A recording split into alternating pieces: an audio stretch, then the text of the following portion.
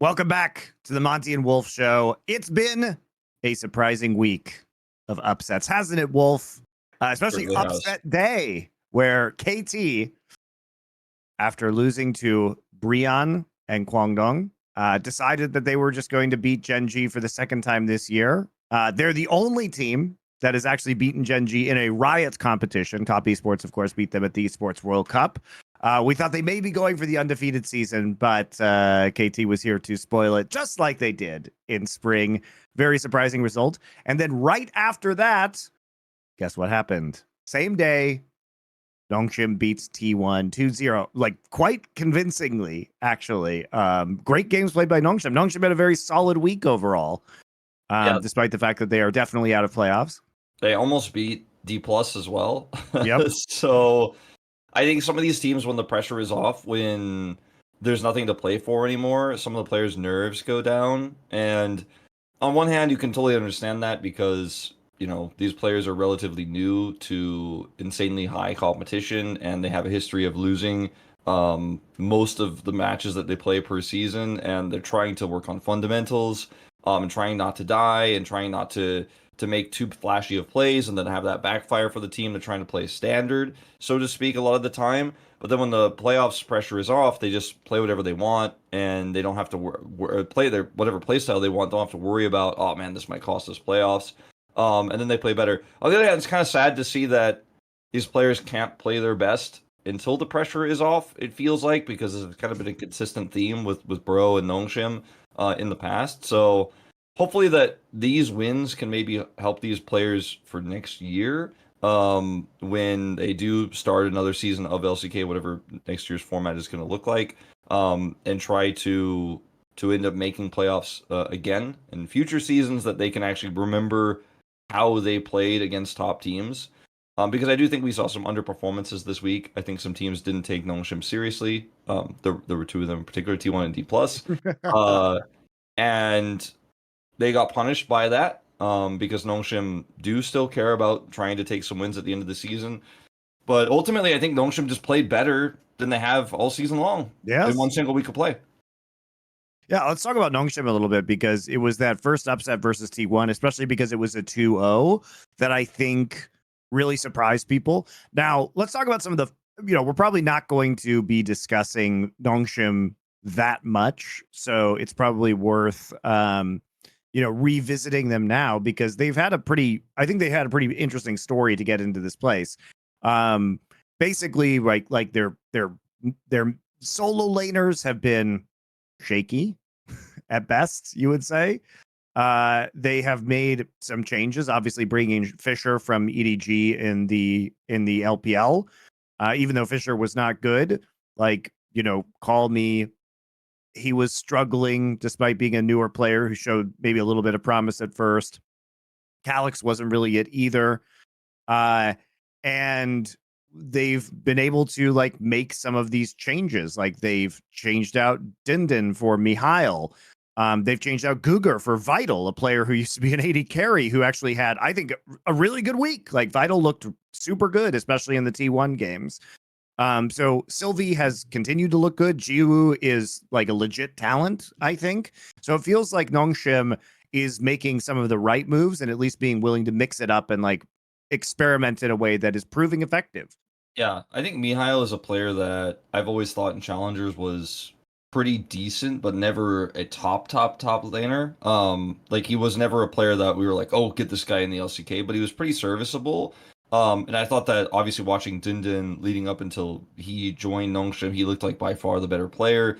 And Mihail's peaks in Challengers, I feel like, were nowhere near Dindin's. But Dindin just wasn't performing. And I feel like Dindin's, perhaps his preparation, his practice isn't going well. Maybe he's not in the right headspace because he keeps losing, keeps getting destroyed by not only the strong top laners in the LCK, but even mediocre, middling top laners are also destroying him. So maybe he just needed to take some time off. Maybe it's best for Nongshim to take some time off and take this risk with Mihail.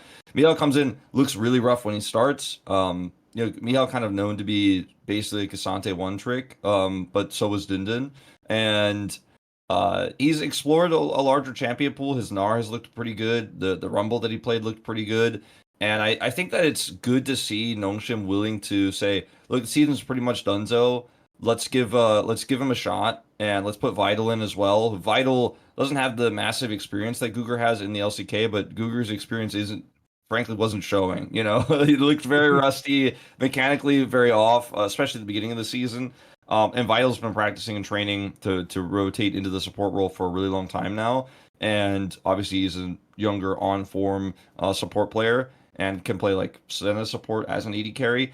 So bringing him in made a lot of sense. I think it wasn't really risky, and it was something that we were all kind of hoping for before we saw the Guger announcement. As LCK Global, you know, the talent watching Nongshim's kind of fall to the bottom of the standings again in spring. We're like, okay, but, you know, they have the tools. Can we see some of those come back? I mean, I was actually saying, like, if they're not going to use Vital, like, I mean, I'd rather see Peter than Guger. But obviously Vital's their mainstay support right now. So glad that he is back in the LCK. I also feel like Sylvie and Fisher have improved a lot throughout the season. I mean, I thought Sylvie was good like last year too. I mean, I think Sylvie has been pretty solid, especially for a newer player. I mean, Sylvie, I won't say I thought he was very good last year. I thought he had some good games last year. There were some games where I was like, oh, okay, like if you could do this every game, you could actually be a strong jungler in the LCK. And then he's hitting more of his stride this season. Last season, I feel like there was a big ramp up, and then this season, it feels like he's pretty consistent. So that's really exciting for me.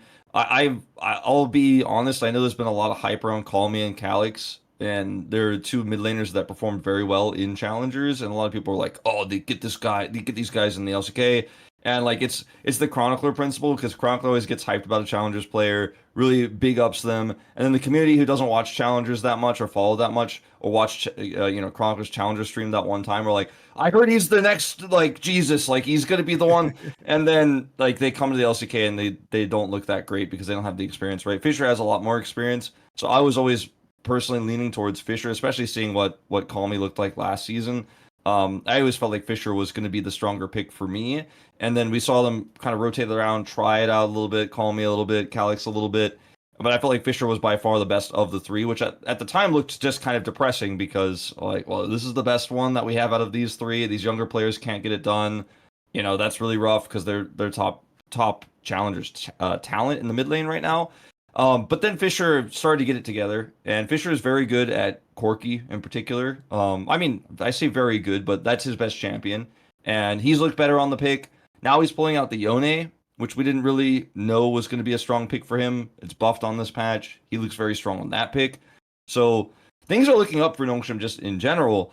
And I think being the unexpected challenger to T1 and Dplus this week might be a little bit of a reality check for these two teams that are moving into playoffs in a few weeks. So I'm glad that this happened, because maybe it means that T1 kind of get jolted into gear a little bit when we see Dplus maybe work on some of their issues as well. Yeah. I look, man, I've just been impressed that Vital could role swap and like play as well as he did, especially on some of the rel engages that we saw. His Rakan play against T1. But this is a team where they really, I think what was impressive, Wolf, was it wasn't really just even about the individual players.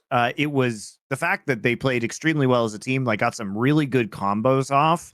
Especially when it came to, having Rumble ults combo into Rel ults and Yone ults together, right? Like that's how they beat T1. And T1, maybe they were a little bit cocky. They looked like they were experimenting, obviously, a little bit. Gumayushi playing Yone in the bot lane with Keria on Senna, Faker on the Aurora in the mid lane, Owner on Wukong, which is Wukong is like a fringe meta pick, and then Zeus like having frankly just, a pretty bad week, Yeah. a bad few weeks as a whole.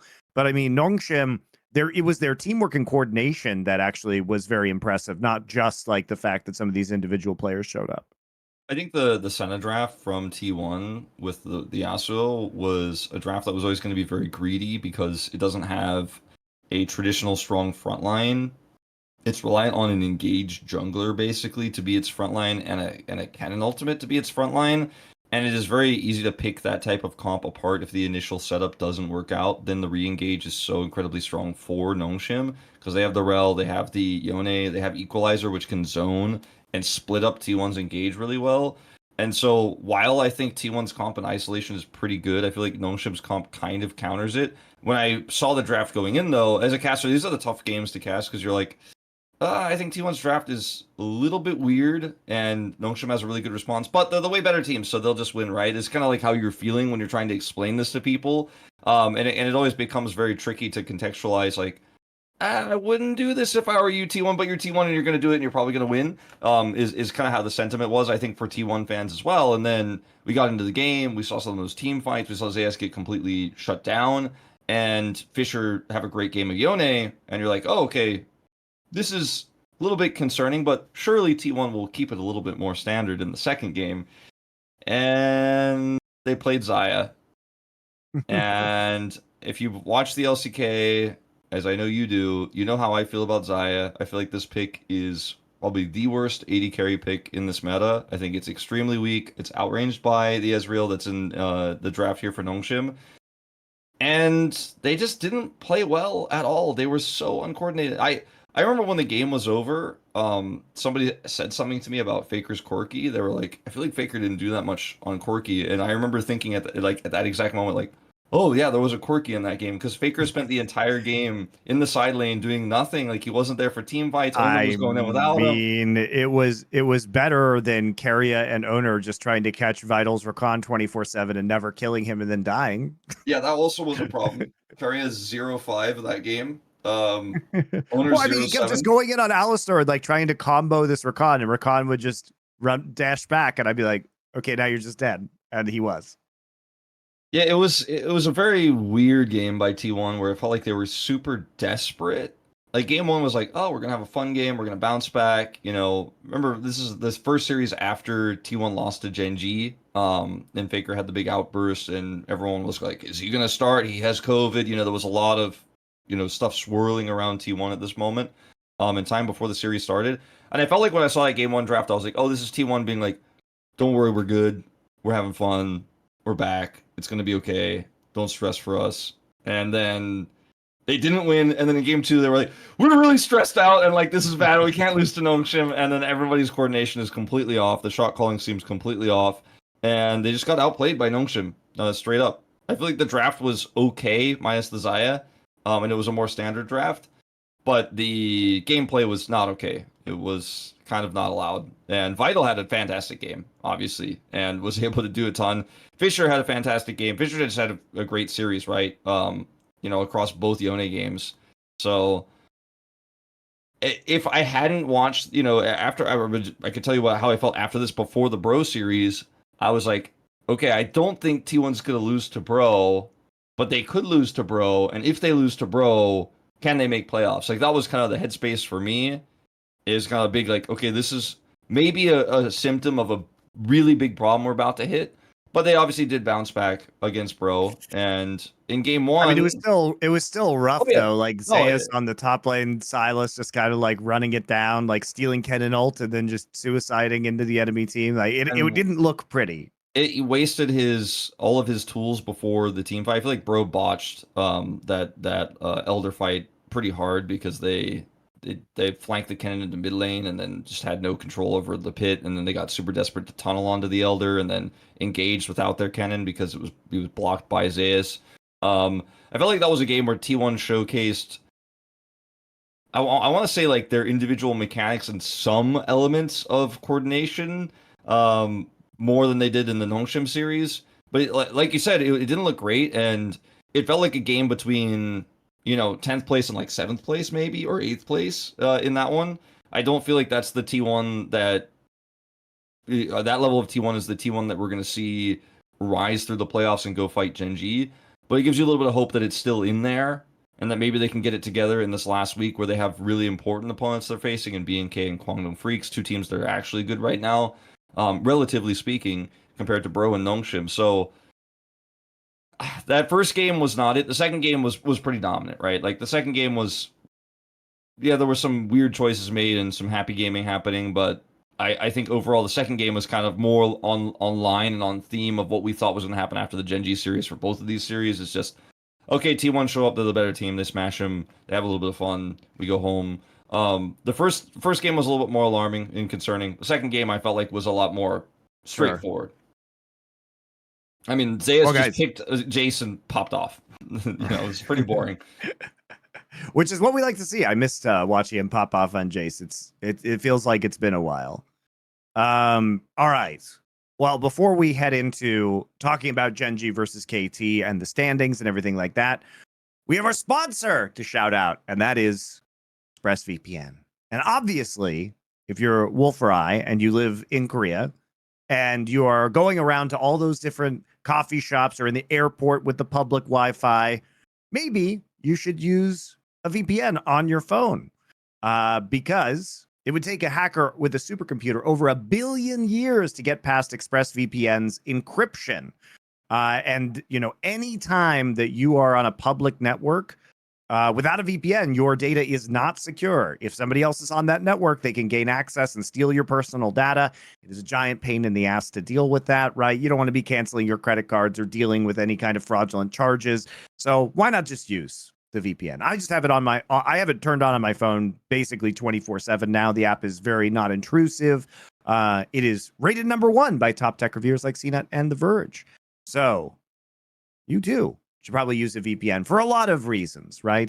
Security being #1 though. And then also, of course, all the other uses such as watching content on the internet, sometimes, especially on things like Netflix, there's different availability depending on which country you're in. I use it all the time here in Korea because if you don't live in the US, but you want to, legally consume things like House of the Dragon, got to use the VPN there. There's a lot of content that is restricted, not just in Korea but in other countries that because of its broadcast rights. For example, like I watch a little bit of U.S. news when I'm trying to keep up with what's going on in the election cycle, what's going on in just local news in the U.S.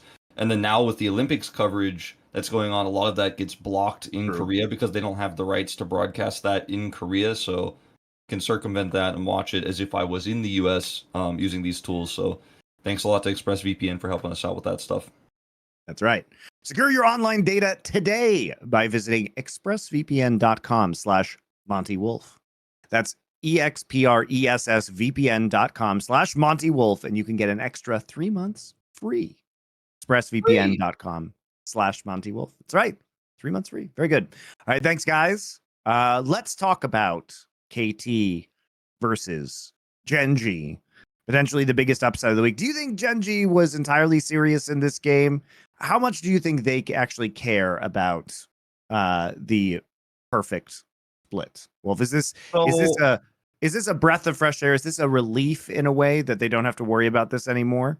Because they did look questionable in this series. Like KT played well, but Canyon was really bad. Canyon was really rough. I think when I watched game 3, that's when I knew GenG cared because they played insanely slow and then sometimes frantically. Like you could tell in the game they were like, "Uh-oh, that smolder scaling, we're not familiar with that in the mid lane." And then why didn't they just do the Baron or like try and force Baron? They didn't have they basically they didn't make proactive plays. They could have actually just played side lane because they had BDD on the smolder pushed in the whole game, like down at his tier 2 or even at his inhib turret, and they just don't go for Baron. The play that I remember most from this series, like the one play that I really think about, and I think about as like the sense of like where GenG's headspace was at, like how they were tunneling, was when Keen went for the flash over the wall, slicing Maelstrom play to try to like dive tier 2 them and mid. at the tier 2 and mid. When Yeah, there's absolutely no reason to do this play. They could have literally just gone to Baron and tried to force the Baron turn and off then the Baron, control the vision. Like, yeah, there was bad. absolutely no reason to make that play. And it's weird because it's Keen is one of our best Kennen players, an insanely smart player. And I feel like you could just tell, like in comms, everyone's like yelling and panicking, like, "Oh my god, we're gonna lose the perfect season! Like, this is so important for our legacy." I felt like, to me, when I watched Game 3, that's when I knew that they cared. Like, just based on how frantic and like decisive, but also decisively bad some of the calls were. Really great game from Pioshik, that final game as well, shutting Keen down in the final flank. KT were just so aware of what GenG's win cons were. They did a great job of checking flank wards They, I mean, it was also, it must be said, GenG, the reason why they had to in game 3 like do something earlier is because they didn't have an answer to the Smolder scaling, and they couldn't kill Smolder. Like, they literally just don't have the tools to kill Smolder, and Lucian is a fucking terrible pick in that draft, because Lucian, as you guys know, Lucian Nami has to play on the front line, and he cannot frontline versus that composition because he just gets Ash arrowed or Maokai W'd, or he just gets hit by a Smolder Q, and then that's it. Right? He doesn't have the range to play the game. So Pays literally couldn't do anything the longer this game went, which is why it was so imperative that they had to do something earlier in the match. I think if they had more control in the mid game, like they could fish for BDD with Sejuani ults, and obviously BDD, because he's playing mid Smolder, doesn't have cleanse. I think there were definitely some ways. Yeah, they could but the problem is that Beryl had Edge of Night, and if you hit Beryl, he can get Kalista ulted, and Deft has cleanse. So as long as those two are, as long as Kalista ult and cleanse are up, like they can just, and they were just standing in front of BDD, like tanking it for him. Yeah. So it becomes really hard, I think, to actually kill BDD. I think they needed to be a little bit more proactive in trying to catch and punish BDD early in the game. And also, weirdly enough, Chovy was laning very badly that game. Like, he ended up, I don't want to say he lost lane to Smolder, but he did not win lane against Smolder, which seems like everyone kind of universally expected would be the case. And the BDD just constantly stacked off of him for free and cleared those waves really easily, and then just ended up being like, okay, well, I'm stacking, by the way. Like, one of the trade-offs of playing Smolder mid is that you're very vulnerable, but BDD actually just crushed the lane, and Canyon seemed very absent. It was a really bizarre final game, and I think that the final game was the one that really sticks in my mind. When you look at the other drafts, like the game 1 draft, they got Aurora and absolutely destroyed KT in that game. Like, that was the game where you're like, okay, Chovy's playing the Draven into the blind Corki. BDD thinks he can blind this like he does every series. Like, BDD's playing so much Corki right now, and I feel like he's really feeling himself on the pick. I think BDD is not as good of a Corki as people think, and it's definitely not as good of a Corki as his stats say, but people are flipping the game against him early, and he's getting like triple kills, and he's like, I'm the greatest Corki ever. I'm like, you last hit some players. And then he plays it blind against... Maybe Wolf, Canyon shouldn't do invades when he doesn't have pressure and then get his entire team killed. Yeah, well, I mean, that's the kind of stuff I'm talking about, where BDD just keeps getting these freebies. But in the first game, he played against the Draven, got absolutely destroyed. They gave the Aurora over. It's an insanely strong comp for the Aurora with the Rakan. This is actually a draft where the Xayah pick makes sense, by the way, because you have so much setup for it. You have 2 low-range AD carries, but you put the wall up, and then they just close the gap, and it's totally fine. That first draft from GenG made a ton of sense. They played it well, BDD being disrespectful with the Corki pick. And then in the second game, it was fine that Chovy got the Draven, but it was like you said, the Canyon early invade and the fights and the flipping around BDD's Corki that teams keep doing, and then BDD walks out of the game like, yeah, I got 10 kills. Yeah, what's up? I have 13 kills on Corki. I popped off. But he was just gifted so much gold early that it's unlosable. Like, GenG just really messed that up, and that's like a GenG international game moment. You know what I mean? Like, that's the kind of game where it doesn't happen domestically. That happens like against a Chinese team in top 8, and you're like, oh, that's not a good look. But it happened in the LCK, and it was the start of them losing this series, right? So very bizarre gameplay there in the early game from Canyon. And Canyon is a player, in my opinion, if you look back on his time on like last year's Dplus, like when Dplus was struggling, was not a dominant team. They were a playoffs team and eventually a worlds team, but not a dominant team. When Dplus was winning, Canyon's like POG every game, right? But when they're losing, he looks horrible. And I think Canyon is the type of player who's, for most of his career, leading up until the decline of Dplus, right? When he was on Dom1 Gaming, Dplus Kia, or sorry, Dom1 Kia, when he was on those versions of Dom1, he was just kind of winning all the time. And then he knows how to play from ahead so incredibly well. He knows how to use his lane pressure incredibly well, get massively ahead. And when he's on GenG, it's like, okay, he's on another one of these teams that's always winning, never losing, always pushing these advantages, never challenged. And then you get him into a game state where it's not a favorable game state anymore, and he kind of just runs it down. Like, but he did that on Dplus as well when they were losing. And everyone was giving Canyon so much flack last year for games like this. And I think this is another one of those rare games this year where Canyon actually kind of is running it a little bit. He's back to his 2023 Canyon moments because they're not ahead, because they don't have control. He's still playing as if like his laners have insane prio and the game state is insanely favored him. That's kind of how I felt about Canyon's performance. I don't think he's a bad player or anything. This is like, a lot of people are like, "Oh no, Canyon's back to being not good." I'm like, well, I mean, he played like he was ahead when he wasn't, which has been a consistent problem for this player. Guess what? GenG's probably going to bounce back in a huge way next week. They're going to beat Hanwha. They're going to go into playoffs. They're still favorites to go to the finals, even though they lost to KT. And Canyon, even if he plays the same way, they'll probably be ahead in most of their games, and it's probably not going to be a problem. But they weren't ahead in games 2 and 3 in this series, and he did not play well. So, got to be a little bit more defensive. We got to do a little check-in here. How'd you feel about your guy Pays, who didn't really show up in this series? Got to say, I mean, they lost the series. It's their first loss of the season. I feel like it was not a series. It's gonna be crazy when Viper puts Pays in the dumpster and Hanwha beats GenG next week. Well, that will be a big deciding one, won't it? I also feel like Aiming has really had a pretty good last 2 weeks. Like he's looking really good. Aiming's great. We'll see how the last week goes, because it's really tough for me, and from talking to some of the other commentators as well, no one's really decided yet on the global side, like whether it's going to be Pays, Viper, or maybe even potentially Aiming first. I think most people are not ready to put Aiming first, but they're starting to consider it. But I think most people are still leaning towards Pays at the moment. But this series was obviously a loss, and people are not feeling great about voting for Pays after this one. But also, it wasn't necessarily his fault. Like he was put on the Lucian, like you mentioned, really tough to play that one out. So I will say, like, I think the Lucian Nami was just a fucking terrible pick in that circumstance, and so it became really, really difficult for them to actually win. Like they had to lane swap out first 3 levels, because you can't play Lucian Nami into Kalista Ashe.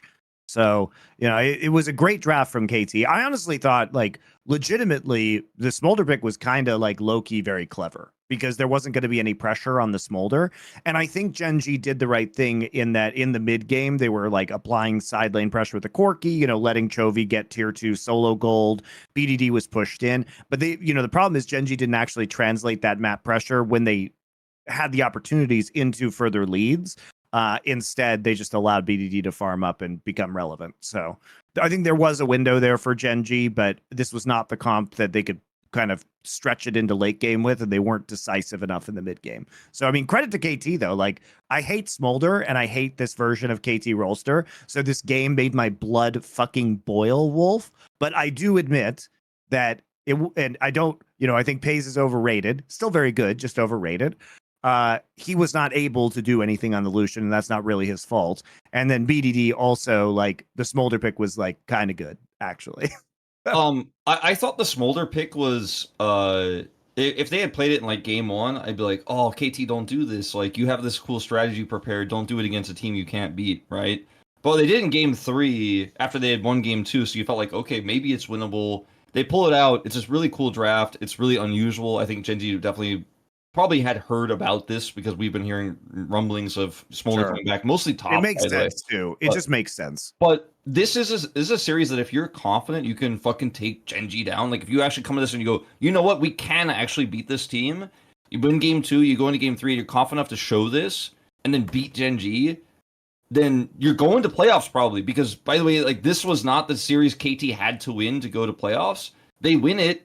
So their chances of playoffs are, practically guaranteed. All they have to do is beat either DRX or Dplus next week. If you can beat GenG, you could probably beat this version of Dplus right now, and you could definitely beat DRX. So, like, KT basically did a insanely bold drafting choice, because now people know that BDD can play Smolder and this is a thing, and maybe they can't use it later. But it allows them to now just go straight to playoffs by punching up and taking GenG out. So it's not locked in, but it's practically locked in that KT is going to playoffs. So this is a really huge move for them. And when you consider the stakes of beating GenG, for GenG, it's like, oh, I don't want to lose my perfect record. I don't want to lose my perfect series score. Only KT beat us in spring. Guess what? They're back. And now KT beat them in summer as well. It is really fun to see that storyline, but for GenG, they were fighting for something very different than what KT was fighting for. KT is fighting to guarantee their spot in playoffs, and nobody Yep. expected this would be the series that pushed it forward. Yeah, the last week of LCK is going to be very interesting because there are a ton of impactful matches. And as you say, Wolf, like the thing about GenG is they're 15-1. Basically, Hanwha can't catch up with them at this point in time because even if they both ended up 15-3, it's not possible to close the gap in the game score. So GenG, is guaranteed basically first seed now, I believe. Yeah, they're first place guaranteed. That they got guaranteed. it actually after beating KT in game 1. So after game 1, they got first guaranteed. There you go. And then lost the series, but they got first. Classic. Pressure was off at that point in time. But there's still a lot to be said about kind of the middle of the table because even though Nongshim, DRX, and Brion are out of the season, and Dplus is at least in playoffs with an 11-5 score, those 4 teams in the middle are still battling for 3 spots, and we're still battling for seeding as well, which is very important. So T1 is not guaranteed a playoff spot as it stands right now. Is that likely to happen? They have a week against Kwangdong and Fox. Surely, he said, they must be able to pick up one of those games. But if they go 0-2 in both of those series, there's a possibility that they just entirely miss playoffs. The real battle, though, is going to be like, can BNK, FearX, or Kwangdong make it? Because FearX has to play Hanwha and T1 in the same week. And on top of that, Kwangdong has a better map score. There's at 0, they're 19-19 in games, and FearX is 17-20, so they're -3. Which means that if FearX or Kwangdong, if they play T1, Kwangdong plays T1 and DRX. If Kwangdong can beat DRX and BNK FearX go 0-2, then BNK FearX will likely miss playoffs. Yeah. Now, if the only way T1 can't make playoffs, which is very complicated, but essentially they would have to go 9-9, so they would lose both to Kwangdong and BNK, which is not unrealistic. Like that seems like a strong possibility.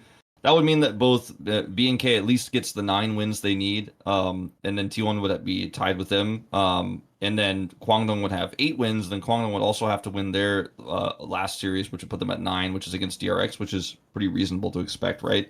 KT would have to go 9-9 as well, or at least they could actually win both, right? They could win both series and go up to 10, and then T1 has to lose so many games that also the wins for BNK and Kwangdong push their game score higher than them. And right now T1's at +3, KT's -2, BNK's -3, Kwangdong's 0. So it's very unlikely.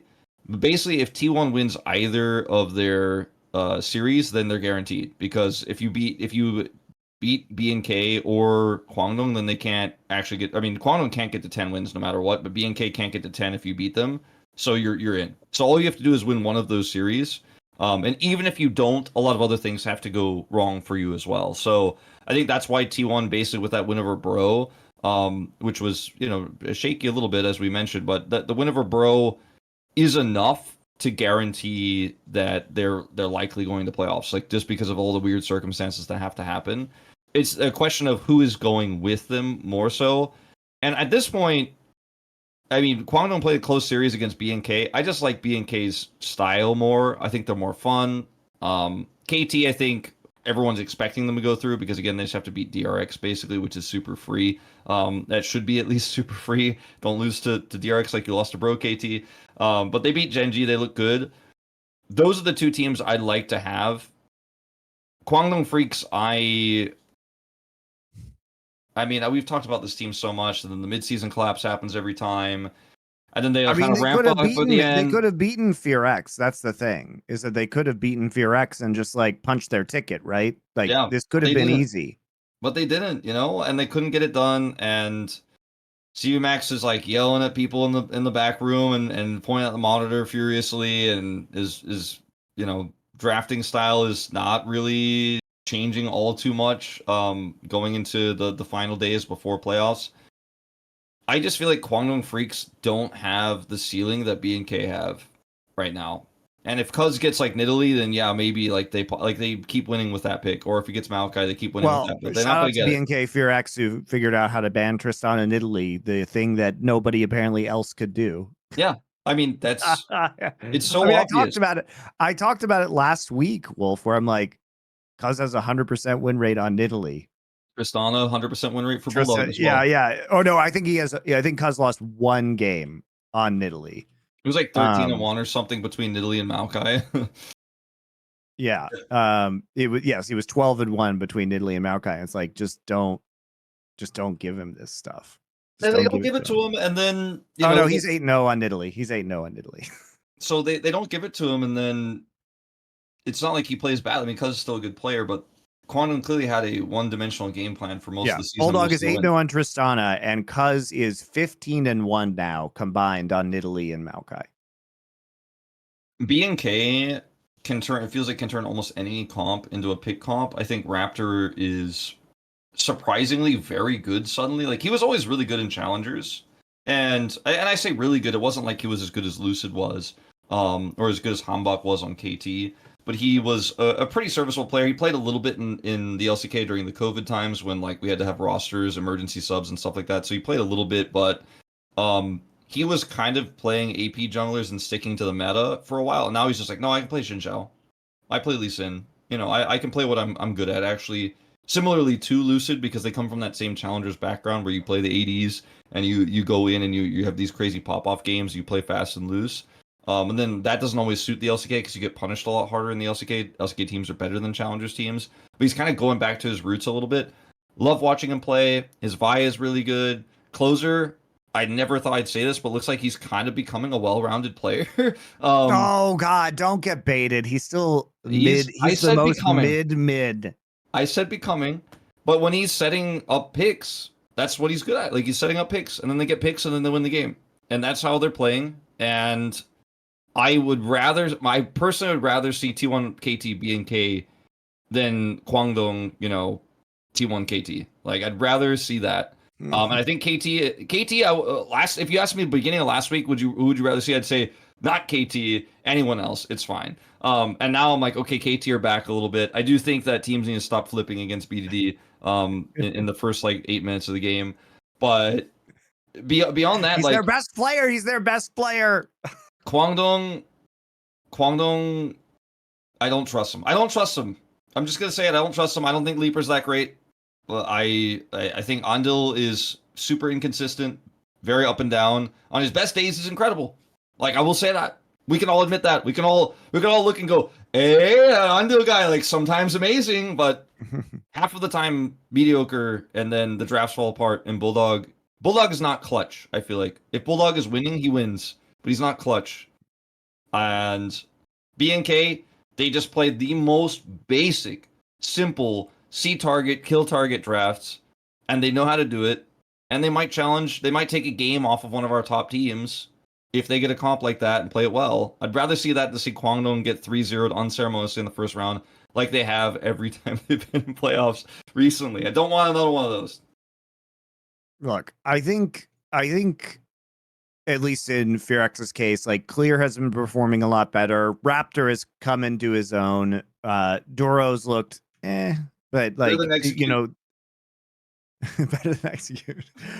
So I think mostly though it's like Clear and Raptor stepping up more than anything. But they have looked better, and I think at this point in time, I mean, I always thought Kwangdong were frauds, and I continue to believe that. So if they can't beat FearX in this best of 3 and they can't come when it's clutch, like sure they beat KT, but they did it with the comfort picks that absolutely probably should have been banned, right? Then I think it's time for Kwangdong to go, but we'll see.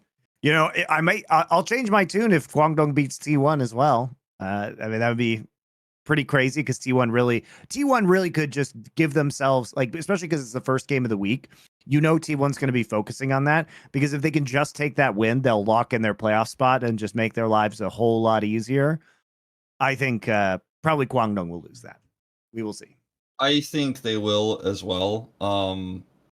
But I don't know. T1's so volatile at the moment that it's going to be a really tough week of predictions just because a lot of these games also have for some teams, like Dplus versus Bro, like literally means nothing for either of them at all. Sure. So, you know, like, do we, you know, is that a series where we're really going to be looking at like, does Bro upset Dplus like they sometimes do in the? I don't think so, but I don't know. Dplus almost lost to Nongshim, so because why would they show strategy? Why would they care at this point in time?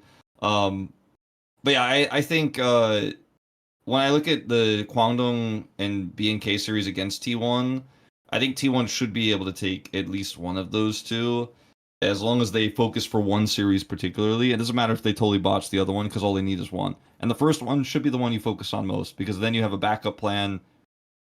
If you lose the first one, you can do the second one. They can try to focus up on the second one.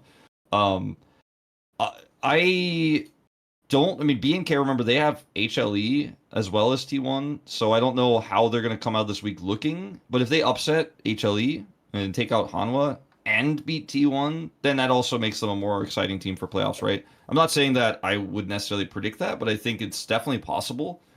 They beat T1 last time, remember, in round one. So I mean, I know T1's been shaky this season, so that doesn't necessarily sound impressive when you consider their current state. But at the time, they were looking like a much stronger team than they are now. So definitely a possibility. Playoffs is going to be pretty interesting because I think both Hanwha and Dplus have been pretty inconsistent. On their best days, you're like, damn, these teams are good. Like, we have so much depth in the LCK. And then on their mediocre to worst days, you're like, ooh, actually, we are a one-team region again. Like, it's just... So, I have no idea, I feel like, how playoffs are going to go. We're still a ways away from it. We'll be talking more about that after week 9, but I'm not confident about anything except that GenG is going to be in the finals. That's the only thing I feel like I know. That's fair. So, Wolf, I have a question for you. Yes. Why is Moham playing for Dplus? So, okay, this is a really interesting discussion, and I actually kind of forgot that I wanted to talk about this week, so thank you for reminding me, Monty. So, Moham... Because Kellen has actually been having a pretty good split, if I'm being honest. If I'm being honest, I think he has not. Like, but... All right. Here's the thing. On some of the engaged champs, he's been fine. Anyway, continue.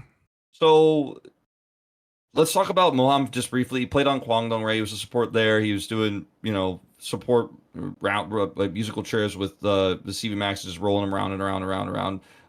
Is Moham playing? Is not playing? What's he playing? Is he playing like AD carry farming? Seraphine in the bottom lane, like, weird stuff going on there. I feel like he got judged pretty harshly during that time because he played very few games. He was kind of like the token sub, and he came in a few times and lost, and everyone's like, oh, he's not good. But now he's pretty good. He moved to Dplus and Challengers. Dplus is obviously a really strong Challengers roster, even with some of the move ups, like Thanatos is gone, Pull Bay's gone, you have Lucid out, but still a pretty strong roster. He's still playing with Rahel in the bottom lane. Pretty strong support. Kellen, meanwhile, is over the last few weeks had some really rough games. Is just auto-locking Renata no matter what, even if it doesn't make sense for what the enemy team comp is or what the bottom lane is looking like or what his AD carry is. He's just like, give me Renata. And like flash handshakes from this guy. Oh, Chef's Kiss, like, looks great. Mechanical plays on Renata. Sometimes we don't really talk about that, but when you look at Kellen, you're like, yeah, no, he gets it done. His ults are really good. When you look at some of the other picks he's playing, and you're like, okay, serviceable. But then you look at how Dplus lose games, and it's often because we got to the mid game, we made bad decisions, shot calling is bad. You look at what Moham is doing on this roster. If you look back and watch some of the comms at the end of the game, where we do the little like, Nexus explode, and what are we talking about before Nexus explode? Comms moments and the open mic stuff. He's communicating a lot. He's shot calling a lot. He's sharing a lot of information. It's very similar to what happened when they tried to run Bible for a second. When they're like, oh, Bible's shot calling, we're doing this for a second. But this time they're actually committing to it, and Moham is making some mistakes. Like, let's be honest, like, he got caught out a lot. His positional mistakes were sometimes quite severe.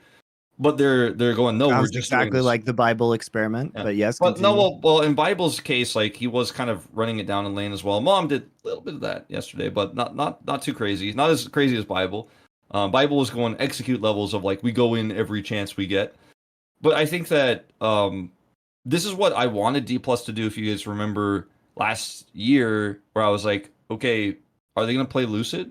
Are they going to play Thanatos? Are they going to actually take a risk? Because clearly they have issues moving to playoffs, and if they want to win LCK, They need to be willing to take this risk. We were talking about this like week 8, week 9, similar timeline last year. Before we went into Worlds, I was like, if you want to use this roster at Worlds, if you want to have a chance to go through playoffs, they need to make some changes. They were too scared. They didn't do it. They were like, nah, it's fine. It's Thanatos will use them later. Nope, never did, and he moved on with his life. But this time they're like, okay, we're gonna make a change. We're gonna hold on to it. We're gonna use it. Kellen is a liability. Like, let's remember Worlds last year. Super underperformed there. Has been underperforming recently. Has been kind of, I almost want to say a Renata one trick. With some of the series, it looks like that's what we're seeing. And if you have Moham come in and he actually becomes a shot calling voice and the team plays better around him, while it might look weird and Moham might get caught and die a few times here, if you're thinking forward for the future, if you're thinking forward for Worlds, I think it's a good decision. And I actually, when I see them put him in the first time, I'm like, all right, let's wait till they play him 2 series in a row before I get hyped. Second time I saw the starting roster when he was playing, I was like, all right, look, they're brave. They're actually going to make a choice. They're actually going to be like, no, we have to make a tough choice. This might look weird and it might suck for a little bit, but it's good for the future. We're willing to actually move forward and say, like, Kellen might not be our guy. And I said this on Pog State a few weeks ago. I was like, look, Kellen is, there's a meme in Korea where Kellen is just Kellen, and it like fits every situation where it's like, oh, that's just Kellen, or like, oh, Kellen popped off, but like he didn't get POG because it's just Kellen. Like he's not that famous, he's not that notable. Like he doesn't have the strong personality. Like this is a He's huge a basic bitch. Yeah, he's Kenyang Kellen. You know, he's just Kellen. And for me, I was like, he's just Kellen. Like, they might randomly lose because it's just Kellen again. Like, I like testing Moham here and trying to build for the future. So I personally really love this decision. Sounds like you don't, but I mean, it's fine. I'm ambivalent. Like, I think I've always thought that this iteration of Dplus needed better shot calling. Bible was terrible individually, so it didn't work out. But I mean, Kellen is he is notable for not being active that much in comms. And if you have a rookie jungler like Lucid, I mean, you need somebody who is going to come in and like serve that role on the team. So I'm not in love with Kellen. Like you say, he's like the most mid support player. He's the closer of supports, so I don't really care. Renata's really good. But Renata's really good. I mean, he had some good poppy games. Like there have been some bright spots, I think. Sometimes when you're playing Renata, when it doesn't make sense though, then Renata doesn't look good. Sure. It doesn't make sense, right? So sure. I have one final question before we end the show, Wolf, because in case you guys didn't know, Wolf, you can go look this up. Back when he was in StarCraft and on the GSL, there are montages of Wolf commenting on pro players' hair. So I need your take on Moham's hair. So Moham's hair right now, just Google Wolf loves hair. Yeah, Google Wolf loves hair. It's very funny. It was a bit of a meme back in the day, and I had my co-caster was bald, so it was like it was good old Caldor. It was really fun to kind of index into that and make him a bit uncomfortable until he understood the bit. But yeah, I think Moham's his old hair. He was very German. Did he ever understand the bit? That guy had like that guy had like he was so typically German. Just had the lack of sense of humor. It's crazy. Nah, Calder got funny later. I feel like at first he wanted to make a big impression on everybody when he first joined the GSL. I think Calder was pretty funny later. But I had to bring it out of him by talking about hair nonstop when he didn't have hair. But anyway, back to the point. So Moham used to have hair that basically made him look like a sheepdog, like that. Like it did. It was eyes. So funny. How did he see? It was just you see pictures of him, and his hair is like actually covering his eyes. He did look like a sheepdog. It was crazy. I think he like pulled it back. I can't remember because we talked about it a lot back in the day, but I don't remember what he did. I think he just pulled it back behind his ears or used like a headband to like push it up. When he was playing sometimes, but when he would take his headset off or take the headband off, like it would just go back in his eyes. He's now since like cut it and it looks a little bit more normal. But he has a bowl cut. Yeah, it's more normal now. But I love how he has such like a large presence on stage. You know what I mean? Like he walks so casually, like he has some wide whippo energy. You know what I mean? I love Moham. He's a player that like was such a meme in the past because, like I said, he was just like the token, like, oh, I'm gonna come in and play Seraphine and we're gonna do this thing. And then Steven Max will sub me in again in like another 2 months situation. But and he had the crazy hair. But now I feel like he's kind of advanced himself to being a legit contender for actually being a strong playoff support. So maybe maybe in the offseason we'll see him grow back the sheepdog hair. But yeah, I'm glad that he's cut it off and he's focused up now. You know, he's ready to play some LCK Maybe playoff. he wasn't ready to be a starter because he couldn't fucking see. Yeah, I mean, you guys could Google Moham hair, or I mean, I'm sure people might like even link it in the comments, but you could definitely look up Moham Kwangdong Freaks, and you'll find old pictures of him and his hair. It was quite an unusual style. Let's just say if you haven't seen it, but you It should literally just definitely do it covers to his yourself. eyes and it's a straight line across his face. It's crazy. All right. So that'll do it for this week, guys. As usual, there's going to be a lot to talk about in the coming week of play. As we discussed, hugely impactful games for playoffs. It feels good, Wolf, to have an actual like end of season race instead of this last week meaning absolutely fucking nothing. There's a lot at play here. Yeah, sometimes like in LCK I feel like we talk about this a lot, but like oftentimes the last week is completely meaningless, but recently it feels like every other last week is actually pretty hype, and we're on a relatively hype one. I feel like this week 8 was also pretty good. Sadly, we don't get the Hanwha GenG match in the last match for the perfect season. That's a bummer. That is a buzzkill. Yeah, that's one. I'm not casting that one. And when I got the casting schedule, I was like, oh, I wish I could have cast that one. And now I'm like, no, I'm glad to not cast it because it doesn't mean anything, and these teams are gonna mess around, and it literally has no implications for anything. Hanwha will not drop out of second, and they cannot get first. GenG cannot get second. So why would they actually play a super hyper competitive series and like show some it cool it could be a glorious clown fiesta, which it probably will be. It'll probably be fun at least. Yeah. Yeah, maybe. Or it might just be the standard drafts and then a very boring game, best of 3 between these two that has no stakes. Because if I'm either of these teams, I'm definitely not showing anything here that I might have otherwise shown if I wanted the perfect season, or if I was fighting for first place, or fighting for second place in Hanwha's case. But they already got it. So yeah, boring. All right. Well, guys, we'll see you next week to finish off the LCK regular season. Maybe we'll do our bad team eulogies again. We'll see you then. Bye.